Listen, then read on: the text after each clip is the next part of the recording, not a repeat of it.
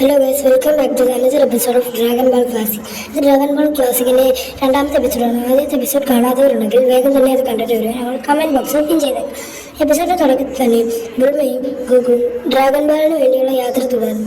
അതിനിടയിൽ ഗോകുവിന് വളരെയധികം വിഷമം. അവൻ കുറേ ദിവസമായി കഴിച്ചിട്ട് അത് അവൻ ബുൾമയോട് പറയുന്നു. ബുൾമ ഉടനെ തന്നെ ബൈക്ക് നിർത്തി അതിൽ നിന്നിറങ്ങി ഒരു ക്യാപ്സ്യൂൾ പുറത്തേക്ക് എറിയുന്നു.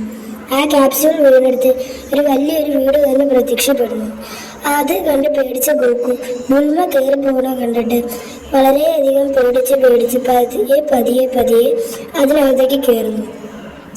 അതിനുശേഷം ഗോകു അവിടെ വല്ലതും കഴിക്കാനുണ്ടാകുമെന്ന് തിരയുന്നു. അതിനുശേഷം ബുൾമ അവിടേക്ക് വന്നിട്ട് ചോദിക്കുന്നു, നീ ഇങ്ങനെ നിന്നാൽ മതി, നിനക്ക് കുളിക്കാനും വേണ്ടേന്ന്. അപ്പോൾ ഗോകു പറയുന്നു, ഞാൻ ഇതുവരെ കുളിച്ചിട്ടില്ല എന്ന്. അപ്പോൾ ബുൾമ മൂക്ക് പൊത്തി പിടിച്ചിട്ട് പറയുന്നു, നീ ഇതുവരെ കുളിച്ചിട്ടില്ലല്ലേ എന്ന് പറയുന്നു. അതിനുശേഷം ബുൾമ ഗോകുവിനെ കുളിപ്പിക്കുന്നു.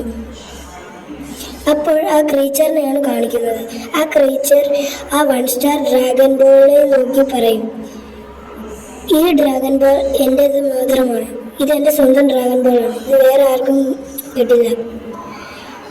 ഞാൻ ആ ഡ്രാഗൺ ബോൾസ് ഉപയോഗിച്ച് ഈ ലോകത്തെ മൊത്തം കീഴടക്കും. കുറച്ച് പ്രശ്നങ്ങൾ കാരണം ഇന്ന് പാർട്ട് 1 ഇടാൻ കഴിഞ്ഞുള്ളൂ. നാളെ പാർട്ട് 2 ഇടാം.